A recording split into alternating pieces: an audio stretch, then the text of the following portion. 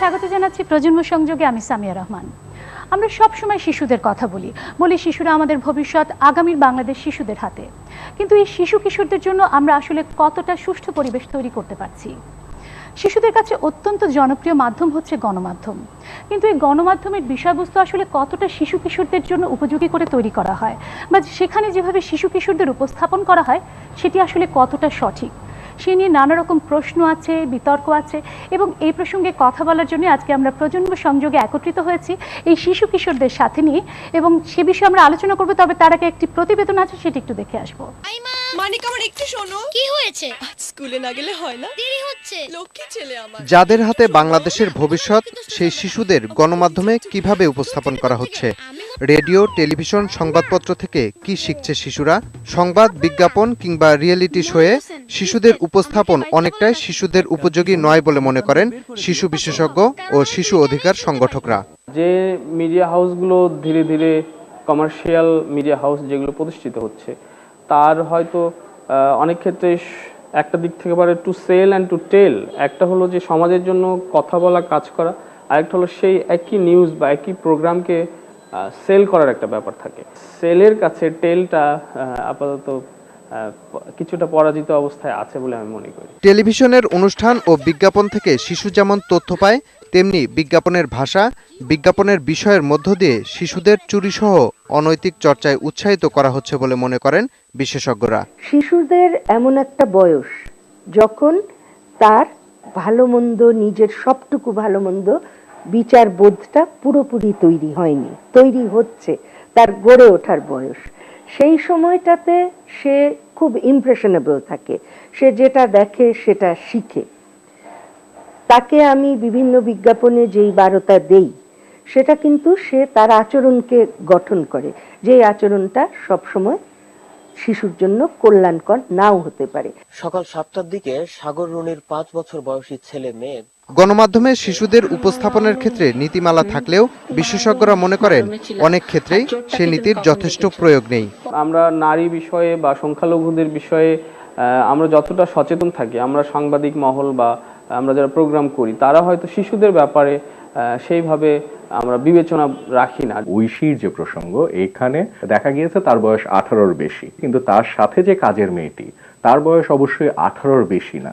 হয়তো সে একজন কাজের মেয়ে বলে, কিংবা তার পক্ষে কেউ দাঁড়াবার নেই বলে তার পরিষ্কার ঝকঝকে ছবি সবাই দেখিয়েছে। এইখানে নৈতিকতাটা অবশ্যই লঙ্ঘন করা হয়েছে। সহিংসতা বা নির্যাতনের শিকার কিংবা অপরাধে জড়িত থাকলেও শিশুকে গণমাধ্যমে উপস্থাপন করে মিডিয়া ট্রায়াল করা হচ্ছে কিনা, কিংবা শিশুদের এ ধরনের কাজে উৎসাহিত করা হচ্ছে কিনা, এ প্রশ্ন খোদ গণমাধ্যম কর্মীদেরই। বড় ধরনের সেন্সিটিভিটি প্রয়োজন, বড় ধরনের নীতি নৈতিকতার জায়গাগুলোতে স্পর্শকাতরতা প্রয়োজন। যে আমি যা করছি সাংবাদিকের বিবেচনায় থাকা উচিত, যে আমি কেন করছি, খুব প্রয়োজন না হলে, যদি খুব প্রয়োজন হয় তাহলে আমি কিভাবে উপস্থাপন করব। নতুন যে সরকারের থেকে গত বছরে যে চিলড্রেন্স অ্যাক্ট যেটা অ্যাপ্রুভ করা হয়েছে, সেইখানে বলা আছে যে এই ধরনের কাজ করা যাবে না। আমরা প্রতিবেদনটি দেখলাম, এবং আমি শুরুতেই যেটি বলেছিলাম যে শিশু কিশোরদের কথা বলার জন্য, তাদের কথা শোনার জন্য আমরা এই অনুষ্ঠানটি আয়োজন করেছি। এবং এখানে আমাদের সাথে আছেন গণমাধ্যম কর্মী এবং গণমাধ্যম বিশ্লেষক এবং নীতি নির্ধারকরাও। আমি তাদেরকে অনুরোধ করছি এখানে আমাদের শিশু কিশোরদের মুখোমুখি বসার জন্য। আমাদের সাথে আছেন হাসানুল হক ইনু, তথ্যমন্ত্রী, সংসদ সদস্য, আছেন মঞ্জুল হাসান বুলবুল, সভাপতি বাংলাদেশ ফেডারেল সাংবাদিক ইউনিয়ন, আছেন গাউসুল আলম শাওন, বিজ্ঞাপন নির্মাতা, কান্ট্রি হেড ক্রে বাংলাদেশ, আরও আছেন হাসিবুর রহমান মুকুর, নির্বাহী পরিচালক MRDI।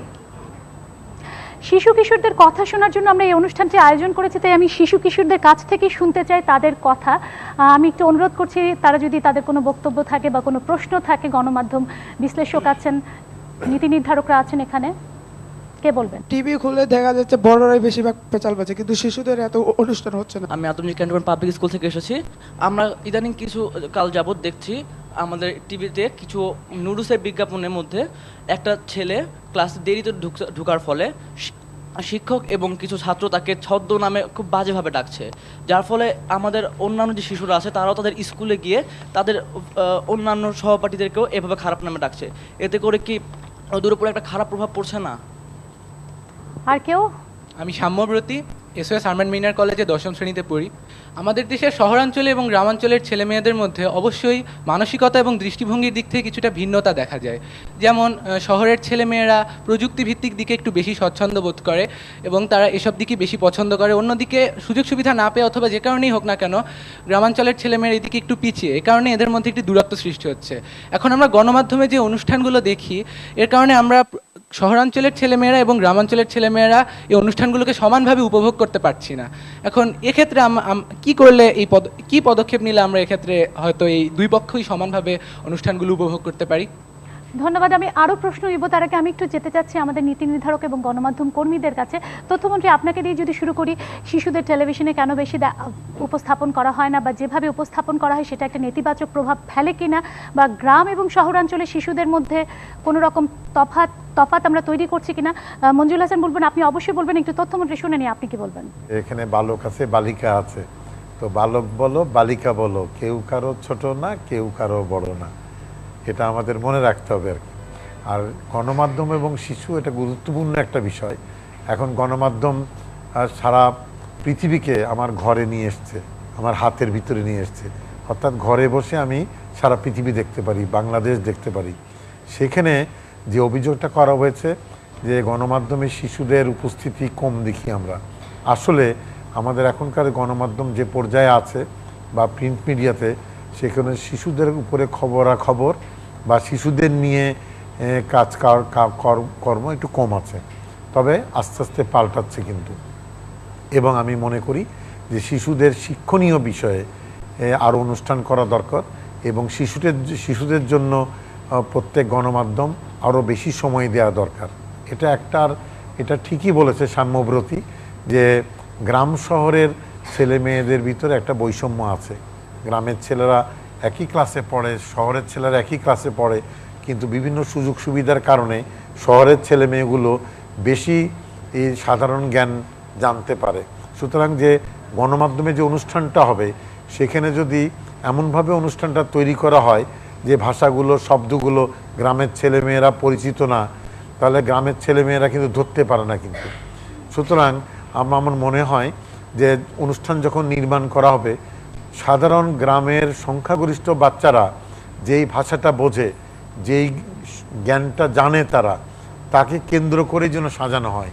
এমন কোনো জিনিস ওখানে অনুষ্ঠানে থাকা উচিত না যেটা গ্রামের ছেলেরা বা মেয়েরা বুঝতে না পারে। এটা সঠিকই আমি মনে করি, এবং এটা গণমাধ্যমের কর্মীদের এটা পাল্টানো উচিত। আর একটা কি প্রশ্ন ছিল? এই যে শিশুদেরকে কেন কম উপস্থাপন করা হয়, বা গ্রাম শহরে শিশুর ব্যাপারটি আপনি বললেন, এবং নেতিবাচকভাবে কেন উপস্থাপন করা হয়, আমি সেই প্রসঙ্গে গাউসুল আলম শাওনের কাছে অবশ্যই আসবো, কারণ বিজ্ঞাপনের কথা এসেছে। তার আগে আমি একটু মঞ্জুল হাসান বুলবুলের কাছে একটু যেতে চাচ্ছি। মঞ্জুল হাসান বুলবুল, টেলিভিশনে বাচ্চাদের অনুষ্ঠান কেন কম হয়? টেলিভিশনে অনেকগুলি জায়গা থাকে। একটি হচ্ছে অনুষ্ঠান, যে অনুষ্ঠানের মধ্যে শিশুদের অংশগ্রহণ কতটা, সেটি একটা জায়গা হতে পারে যে টেলিভিশনগুলিতে শিশুদের জন্য খুব বড় মাপের অনুষ্ঠান নাই।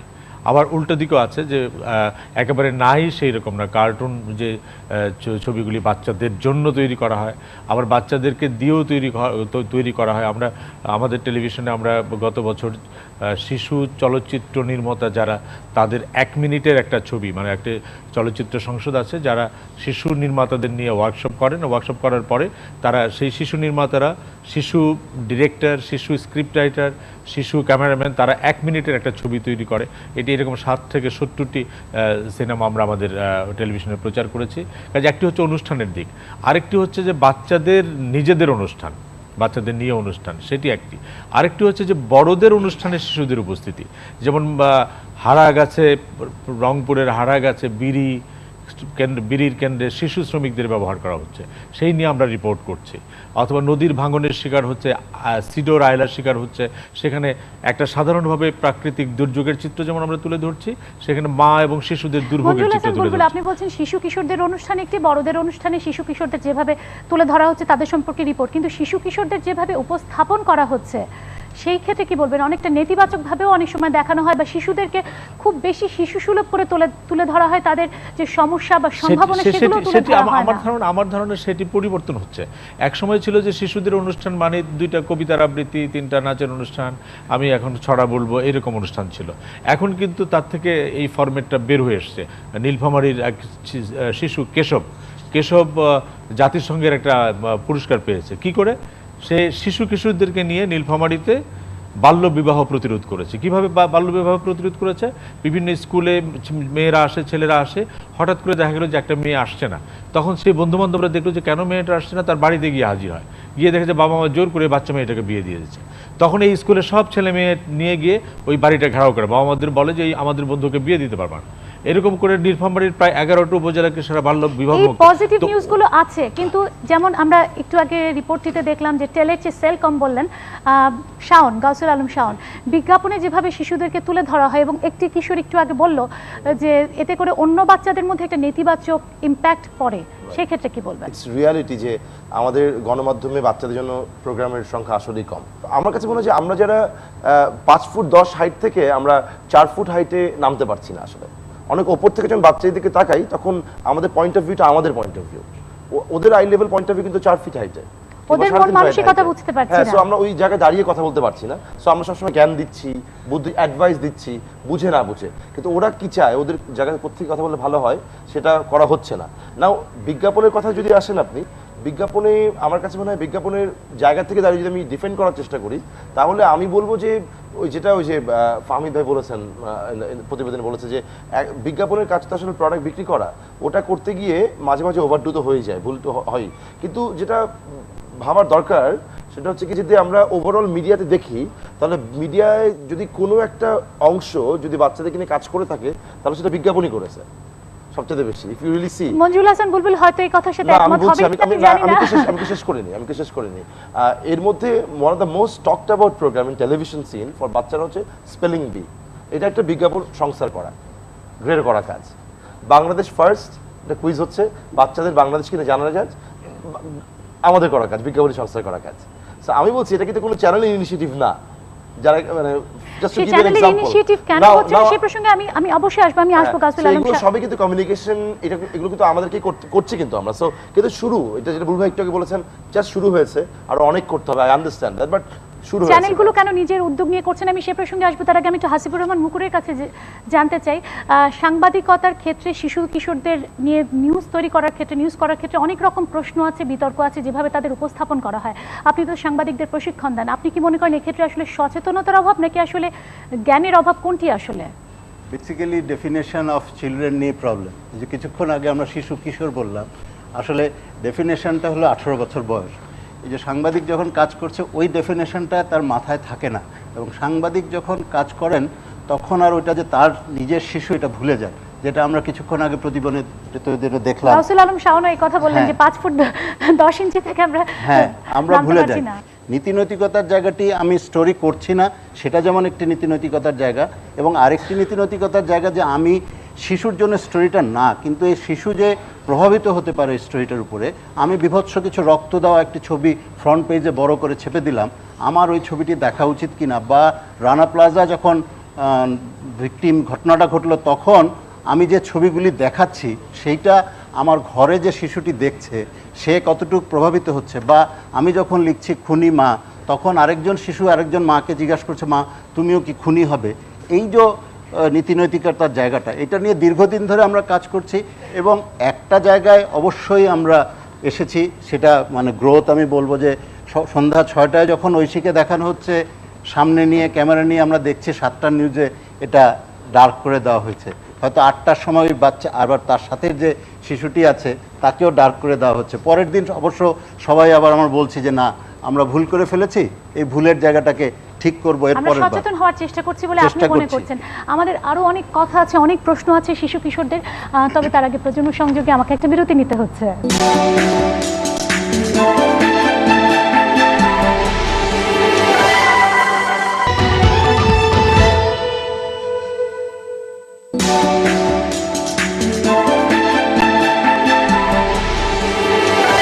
দেখছেন প্রজন্ম সংযোগ, আমাদের সাথে আছেন গণমাধ্যম কর্মী এবং নীতি নির্ধারক, এবং আরও আছেন শিশু কিশোররা, যাদের জন্য আমাদের এই অনুষ্ঠান। আমি আবারও আসলে শিশু কিশোরদের কাছেই চলে যেতে চাই, এবং অনেক রকম প্রশ্ন আছে, আমি জানি কে প্রশ্ন করবে।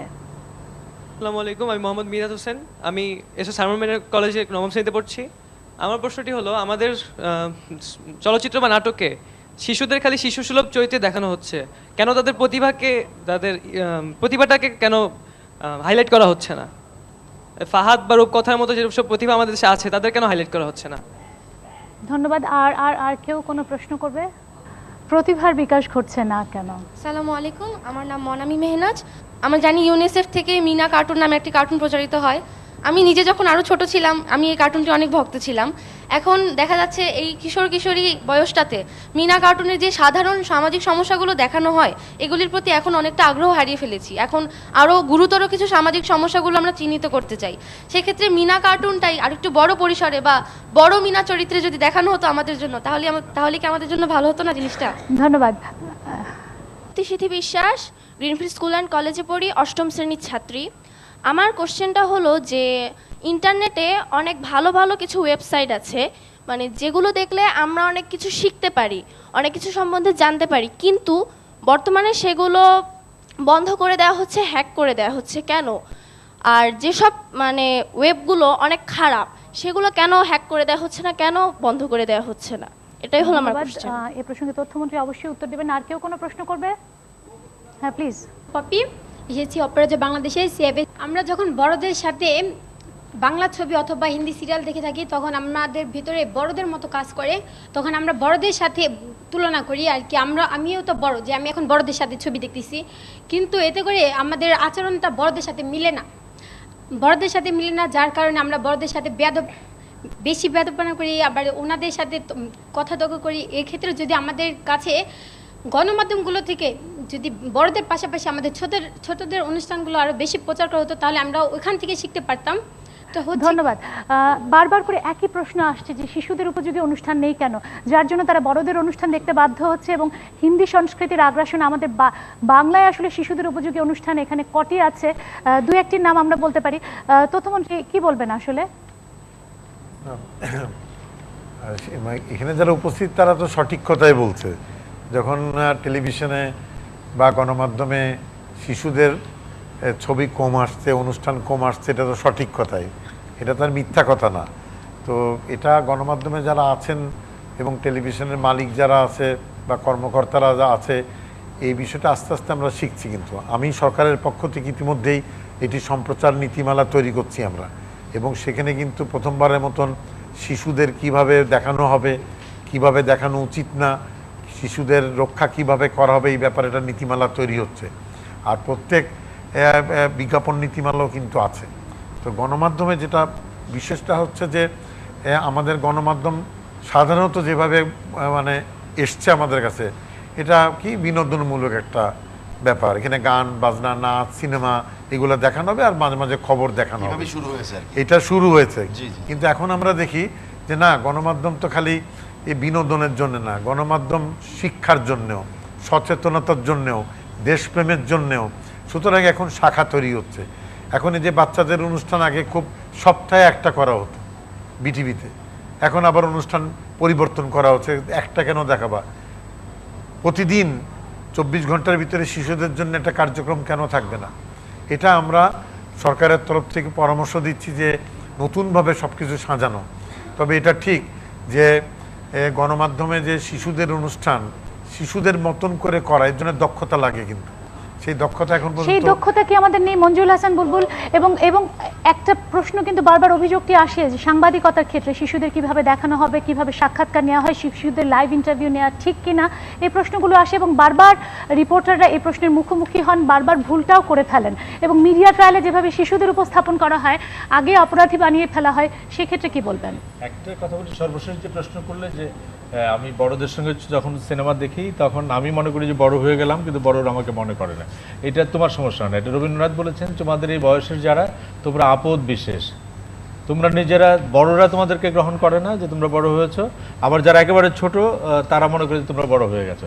কাজেই রবীন্দ্রনাথ খুব যথার্থভাবে বলেছেন যে এদের যাওয়ার কোথাও জায়গা নেই, বড়দের সঙ্গেও মিশতে পারে না, ছোটদের সঙ্গেও মিশতে পারে না।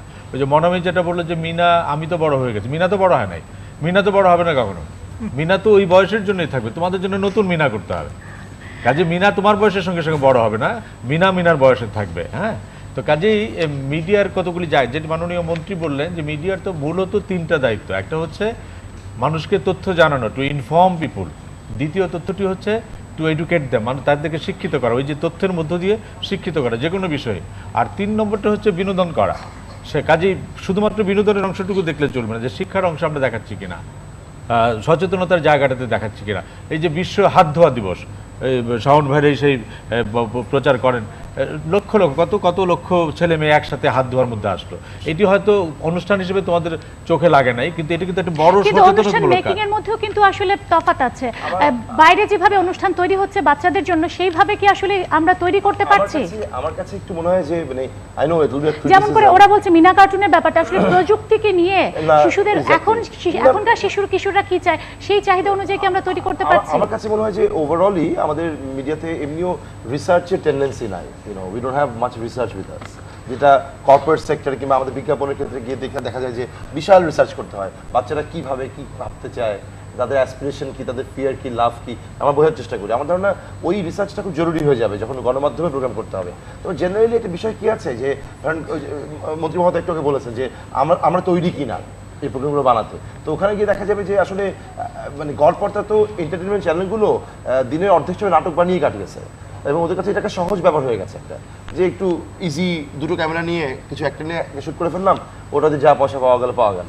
কিন্তু বাচ্চাদের জন্য করতে গিয়ে যে স্পেশালাইজ প্রোগ্রাম তৈরি করতে হবে, তার জন্য যে এফার্ট নিতে হবে, যে হার্ডওয়ার্ক লাগবে, যে প্ল্যানিং লাগবে, যে ধরনের স্ক্রিপ্টিং লাগবে, যে ধরনের আইডিয়েশন লাগবে, তার জন্য আমাদের একটা প্রিপারেশন লাগবে আসলে।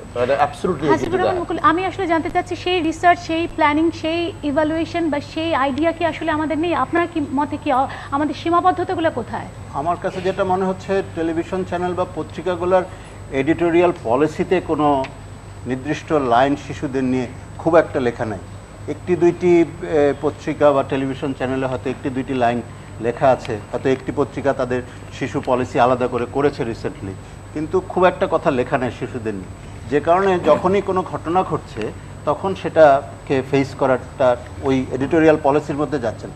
রিসার্চ যেখানে হচ্ছে, এখানে নিউজ মিডিয়ায় কি হচ্ছে সেটা আমরা করার চেষ্টা করছি, হয়তো মিডিয়াতে প্রেজেন্ট করছি যে মিডিয়া কিভাবে নিউজের ভিতরে হলো, কিন্তু অ্যাডভার্টাইজমেন্ট দেখেন বিএমএস কোড হয়েছে, হ্যাঁ, এই শিশুর পুষ্টি নিয়ে যে বিজ্ঞাপনগুলি হচ্ছে সেখানে শিশুকে যেভাবে করে ব্যবহার করা হচ্ছে, যখনই একজন রিপোর্টার শিশু পুষ্টি নিয়ে রিপোর্ট করতে যাচ্ছে তখন তার বিজ্ঞাপন বিভাগ ওই রিপোর্টটাকে প্রচার করতে দিচ্ছে না, হয়তো একবার হয়ে যাওয়ার পর দ্বিতীয়বার বন্ধ করে দিচ্ছে। এই ঝামেলাটা আছে ডিউ টু এডিটোরিয়াল পলিসি নাই, যে আমি শিশু পুষ্টি নিয়ে কাজ করব, ঠিক আছে, সেই জায়গায় আমি বিএমএস কোডটাকে কিভাবে দেখব। কারণ অবশ্যই যেটা ফাহমিদ ভাই বলছিলেন তার ইন্টারভিউতে, যে একটি জায়গায় তো এটাকে প্রচার করার, মার্কেট করার এবং অবশ্যই ব্যবসার একটি জায়গা আছে।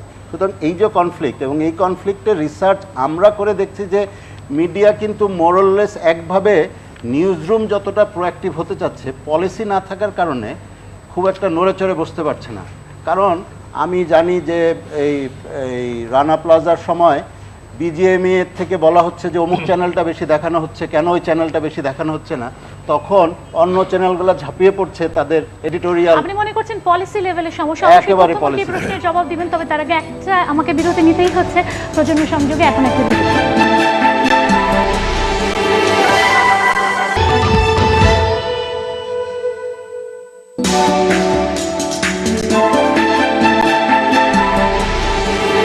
দেখছেন প্রজন্ম সংযোগ। আমাদের সাথে আছেন গণমাধ্যম কর্মী, নীতি নির্ধারক এবং শিশু কিশোররা। তথ্যমন্ত্রী যেটি বলছিলেন হাসিবুর রহমান মুকুর, যে আসলে আমাদের পলিসি লেভেলেই সমস্যা, কি বলবেন?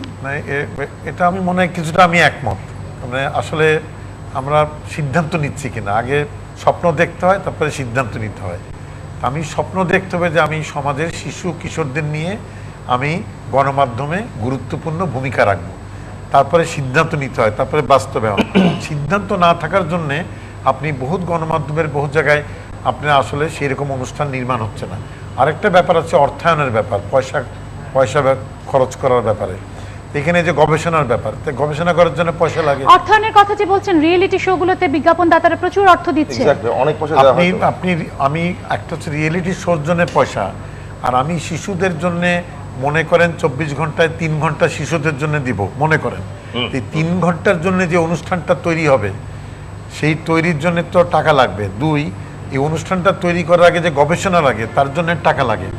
ওই যে যেটা বললেন যে পলিসিগত, উনি যেটা বললেন যে নীতি নির্ধারকের ব্যাপারে একটা দৈন্যতা আছে, একটা সমস্যা আছে, ওই জায়গাটা আস্তে আস্তে আমরা কাটিয়ে তুলছি। তাহলে গাউসুল আলম শাওন, বিজ্ঞাপনের ক্ষেত্রে যেটি বললেন তথ্যমন্ত্রী উনি ওনাদের দৈন্যতা স্বীকার করেছেন, অর্থায়নের ক্ষেত্রে বিজ্ঞাপনদাতারা কেন উৎসাহী হয় না শিশু কিশোরদের নিয়ে অনুষ্ঠান করতে? রিয়েলিটি শোর পেছনে এত অর্থায়ন করেন আপনারা, সেখানে যেটা তথ্যমন্ত্রী বলছেন এবং আমাদের বাকি অতিথিরাও একমত হচ্ছেন যে রিয়েলিটি শোগুলোতে যা দেখানো হচ্ছে আসলে শিশু কিশোরদের সঠিকভাবে উপস্থাপন করা হচ্ছে না, সেইখানে আপনাদের অর্থায়নে কেন দৈন্যতা থাকে না? তাহলে এই যে একটা প্যাকেজ তৈরি করা বাচ্চাদের জন্য, এক ধরনের একটা মানে বোধগম্য, তাদের জন্য বিনোদন যোগ্য অনুষ্ঠান তৈরি করা, সেখান থেকে কিন্তু আসলেই রিসার্চের দরকার পড়বে। এবং সেটা নীতি নির্ধারকরা যদি বলেই দেয় যে আপনাকে আসলে প্রতিদিন 3 ঘন্টা করে অনুষ্ঠান তৈরি করতে হয় শিশুদের জন্য, তখন কিন্তু সেই ব্যাপারে তাদেরকে বাধ্য হবে তারা ওইদিকে মনোযোগী হতে।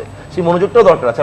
ওনারা যদি মনোযোগী হন তখন কিন্তু আজকে যদি আপনি আমাকে স্পন্সরের কথা বলেন, আমি কিন্তু সবসময় বলবো যে বাচ্চাদের অনুষ্ঠান স্পন্সর করার মতো মানে বিজ্ঞাপন দাতার কিন্তু কোনো অভাব নেই।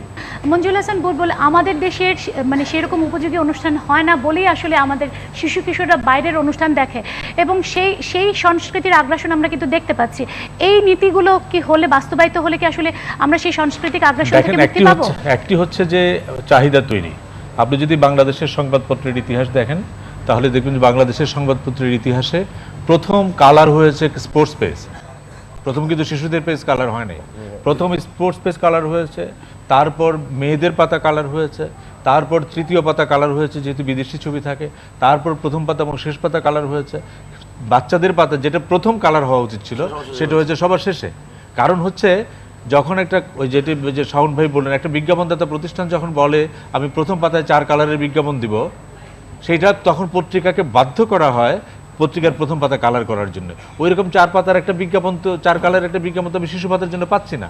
কাজে ওইটার যে মানে মাননীয় মন্ত্রী একটা বলেছেন যে এটার জন্য এক্সট্রা কস্ট যেটা, সেই কস্টটা কোত্থেকে আসবে? কাজে একটি হচ্ছে যে এটা চাহিদা তৈরি। আমি মনে করি যে আজকে আপনারা যে অনুষ্ঠানটি করছেন সেই অনুষ্ঠানটি কিন্তু এক ধরনের চাপ সৃষ্টি করবে মিডিয়ার প্রতি। বাংলাদেশের মিডিয়াতে কিন্তু এইসব চাপের কারণেও অনেক জিনিস হয়েছে। যেমন শাওন ভাই বললেন যে তার স্পেলিং বি করেন, একটু আগে সেটা শুরুতে যে সৌম্য বলেছিল গ্রাম এবং শহরের পার্থক্য, এটা তো আরেকটা ডিভিশন, যেটি হচ্ছে শুধুমাত্র ইংলিশ মিডিয়াম ছেলে মেয়েদের জন্য। বাংলা মিডিয়াম ছেলে মেয়েরা কোথায় যায়? প্রতিবার জিতছে বাংলা মিডিয়ামের ছেলেগুলো। যাই হোক মানে আপনি দেখবেন যে এটিতে ডেইলি স্টার পার্টনার হচ্ছে, ইংরেজি পত্রিকা পার্টনার হচ্ছে, এটার একটা কৌলিন্য জায়গা আছে। অন্য বাংলারা মনে করে যে আমরা একটু দূরবর্তী জায়গা, এই জায়গাগুলিকে সর্বজনীন করতে হবে। যেটি একটা শিক্ষা, যেমন ম্যাথ অলিম্পিয়াড বলেন, এটা সর্বজনীন হচ্ছে। আপনি যদি বলেন ভাষা প্রতিযোগ, এটা সর্বজনীন হচ্ছে। এখানে বিটিভি এবং অন্য টেলিভিশন চ্যানেলের পার্থক্য হচ্ছে বিটিভি রাষ্ট্রীয় দায়িত্ব হিসেবেই, সরকারের দায়িত্ব হিসেবেই অনেক কাজ করবে, স্পন্সর না পাওয়া গেলেও করবে।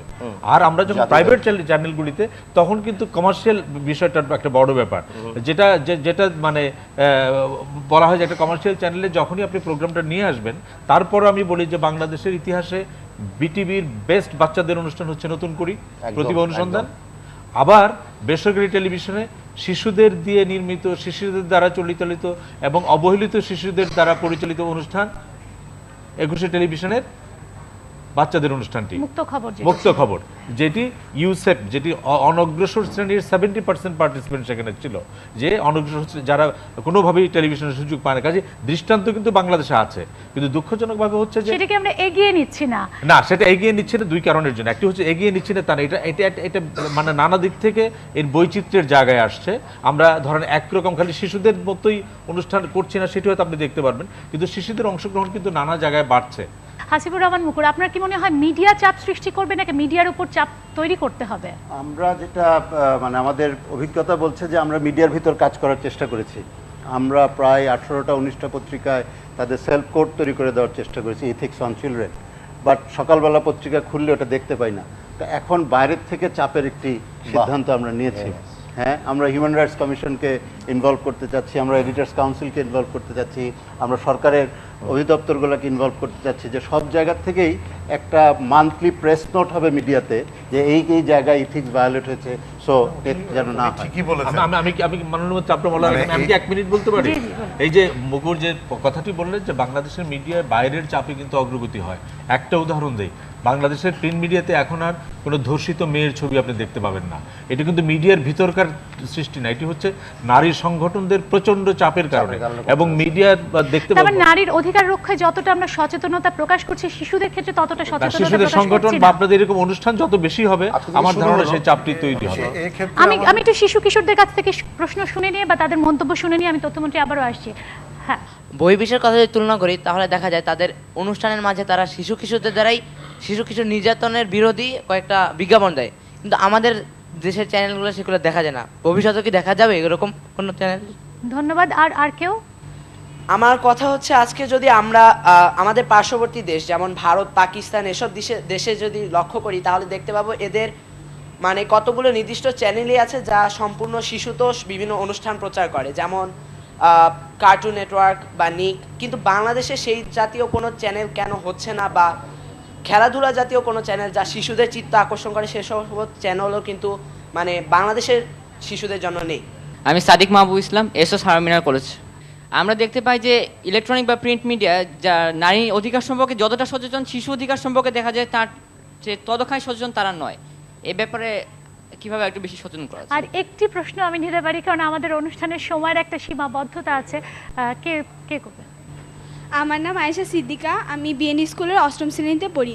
আমার প্রশ্নটা হচ্ছে, রাজনৈতিক নেতারা যা বলে আর আমরা যা টিভিতে দেখি তা সম্পূর্ণটাই অসঙ্গতি। মানে তাদের প্রতিহিংসামূলক আচরণ এবং ঝগড়াটে অশিক্ষিত মানুষের মতো আচরণটা আমরা যেটা দেখছি সেটা আমরা সেটা দেখে কি শিখবো? সেটা দেখে একটি নেতিবাচক প্রভাব পড়ছে। তথ্যমন্ত্রী, রাজনীতিবিদদের এই হিংসাত্মক আচরণ শিশু কিশোরদের উপর কি ধরনের প্রভাব পড়ছে? তারা তো রাজনীতিবিদদের আচরণ দেখেই তো শিশু তথ্যমন্ত্রী ধন্যবাদ। রাজনীতিতে নেতা নেত্রীর সহিংস আচরণটা অবশ্যই খারাপ, এবং যে কোনো সহিংস ঘটনা শিশুদের উপরে একটা প্রভাব বিস্তার করে, এবং কখনো শিশুরা এরকম সহিংস ঘটনা দেখে ভয় পায়। সুতরাং রাজনীতিতে সহিংস ঘটনা যেরকম বন্ধ করতে হবে, গণমাধ্যমে শিশুদের অন্যভাবে ব্যবহার করাটা বন্ধ করতে হবে। গাড়ির বাড়ি, ফ্রিজ, টেলিভিশন, বালতি, এই সব জায়গায় শিশুদের বিজ্ঞাপনে নিয়ে আসাটা এটা ঠিক না আর কি। সুতরাং আপনাদের কথা আমি স্বীকার করছি যে দেশের হবু মালিকরা মনে করেন যেটা রাজনীতিতে সহিংসতা বন্ধ করতে হবে, এর জন্য চেষ্টা করব। আরেকটা হচ্ছে যে আপনারা যেটা বললেন ওই যে মিনার ব্যাপারে, আমি কদিন আগে মিনার ব্যাপারে যে মাথা কামিয়েছিলাম, ওদের অনুষ্ঠানে গিয়েছিলাম। মিনার বয়স বাড়ে না কিন্তু, সুতরাং এখন আপনাদের বয়স বাড়ছে, তা আমি সেজন্য বলেছি যে মিনা কিন্তু নারী কন্যা শিশু নিয়ে, তো মিনার আবার নারীরা আছে, তা আমি মিনার মা, মিনা খুব জনপ্রিয়, তাহলে মিনার মার যে সমস্যা, মিনার মা বলে একটা কার্টুন বানানোর জন্য বলেছি। ঠিক মিনার আজকে যেটা শুনলাম আমি ওদেরকে বলবো, ওই জাতিসংঘের ওদেরকে মিনার বড় বোন। ঠিক আছে,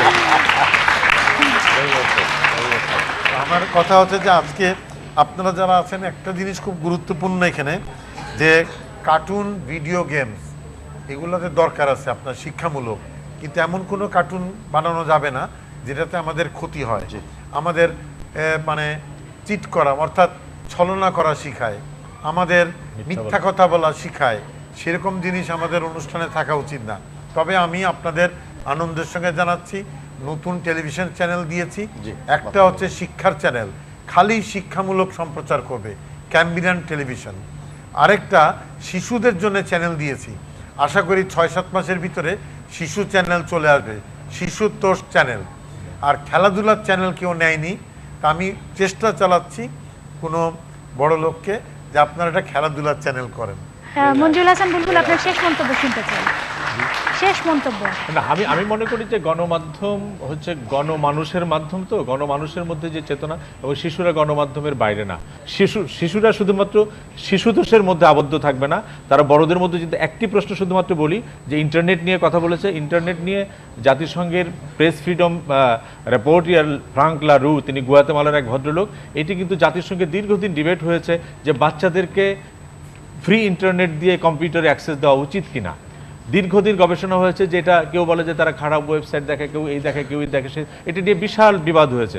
শেষ পর্যন্ত ফ্রাঙ্ক লাউর শেষ রিপোর্টে বলা হয়েছে যে শিশুদেরকে কম্পিউটারে ইন্টারনেট সুযোগ দেওয়ার আমরা বিরোধী, এটা দেওয়া উচিত, কিন্তু কম্পিউটারটি থাকতে হবে ওপেন স্পেসে, যাতে বাসার এমন এক জায়গায় কম্পিউটারটি থাকবে বাবাও দেখতে পারেন, বোনও দেখতে পারেন, মাও দেখতে পারেন, কিন্তু একটি ঘরের একটি কোনায় যদি একটা কম্পিউটার দিয়ে দেওয়া হয়, বাচ্চাটি যদি দরজা বন্ধ করে সেই কম্পিউটারটিতে অনলাইনে যায়, সেটা বিপজ্জনক। কাজেই খুব সহজ ফর্মুলা, আমার ধারণা কোন ওয়েবসাইট ভালো কোন ওয়েবসাইট খারাপ এটা বিবেচনার বিষয় শিশুরা আস্তে আস্তে বুঝে ফেলবে, কিন্তু আমরা যদি ওই সামাজিক জায়গায় আসতে পারি যে তারা নিজেরাই দায়িত্বশীল হবে, তাহলে অনেক সমস্যা। ধন্যবাদ মঞ্জুল হাসান বুলবুল। কাজল আলম শাওন, আপনার শেষ মন্তব্য। আমার দুটো জিনিস মনে হয়, আমার কাছে মনে হয় শিশুরা প্রথম শেখে পরিবার থেকে, ফ্যামিলি থেকে। So that is very important. So যেই মুহূর্তে শিশুদের জন্য অনেক বেশি প্রোগ্রাম হবে টেলিভিশনে, শিশুদের চ্যানেল হবে যখন, তখন এই সহিংস রাজনীতি দেখার প্রয়োজনও পড়বে না, কারণ ওটা দেখার দায়িত্ব বাচ্চাদের না। সো বাচ্চারা এখন দেখছে কেন? বিকজ বাচ্চাদের জন্য অন্য অনুষ্ঠান নেই বলে। যে মুহূর্তে অনুষ্ঠান বেড়ে যাবে, চ্যানেল বাড়বে, বাচ্চাদের জন্য অনুষ্ঠান হবে। শিশুরা এখন অনেক বেশি সচেতন, ভেরি ওয়েল ইনফর্মড। এটা তো ইনফরমেশনের যুগ, ইনফরমেশন ছড়াচ্ছে, আরও ছড়াবে। সো আমার কাছে মনে হয় ওইখান থেকে তারা আরও বেশি শিখবে, বিকজ খুব সুন্দর বলেছেন যে হবু মালিক দেশের। সো হবু মালিকরা ঠিকঠাক মতো শিখে আরও উজ্জ্বল করে ভবিষ্যতে নেতৃত্ব নেবে। আমি একটু হাসিবুর রহমান মুকুরের শেষ মন্তব্য শুনতে চাই। আমি সাংবাদিকতার প্রশিক্ষণের জায়গা থেকে বলি যে সাংবাদিকরা শিশুকে যখন কভার করবেন তখন শুধু মনে রাখা ওটি তার শিশু, তার শিশুকে যেভাবে করে উনি উপস্থাপন করতে চান, সাংবাদিক যেন অন্য শিশুকেও একইভাবে উপস্থাপন করে, তাহলেই শিশু প্রপারলি। তথ্যমন্ত্রী কিছু বলতে চেয়েছিলেন আপনি? বলতে চাচ্ছিলাম যে আজকে এখানে সুযোগ পেলাম যে এই যে 18 বছরের নিচের শিশুদের দিয়ে রাজনীতিতে ব্যবহার করে, এটা ঠিক না। রাজনৈতিক জনসভায় 18 বছরের বাচ্চারা গান গাইবে না, নাচবে না, তাদের সম্মেলনে এখানে কিছু করবে না। আর এই যে রাজনীতিবিদরা যখন যায় বা বিশিষ্ট ওইটা ইদানিং ব্যান করেছে। আমি দীর্ঘদিন ধরে আমার এলাকা অন্য জায়গায় কোনো স্কুলের বাচ্চারা ফুল দিয়ে ফুল ছিঁড়াবে না, এটা ঠিক না। জনগণের প্রতিনিধিরা রাজা না, সুতরাং রাজার মাথায় ফুল দেয়, প্রজারা বাধ্য করে। সুতরাং স্কুলের বাচ্চাদের রাস্তার পাশে দাঁড় করিয়ে ফুল ছিটানো এই সংস্কৃতির থেকে বেরিয়ে আসবে। গণমাধ্যমকে আমি বলবো এরকম যদি কোনো ছবি আসে সেই ছবি দেখাবেন। আপনাদের সবাইকে অসংখ্য ধন্যবাদ। তথ্যমন্ত্রী সময়ের সীমাবদ্ধতা আছে এবং আপনাদের সবাইকে ধন্যবাদ, এবং আমার সাথে শিশু কিশোররা যারা ছিল আজকে উপস্থিত তাদের সবাইকেও ধন্যবাদ। তাদের অনেক রকম মন্তব্য প্রশ্ন আমরা শুনলাম। দর্শক, আমার হাতে আর সময় নেই, আজকের মতো শেষ করছি প্রজন্ম সংযোগ।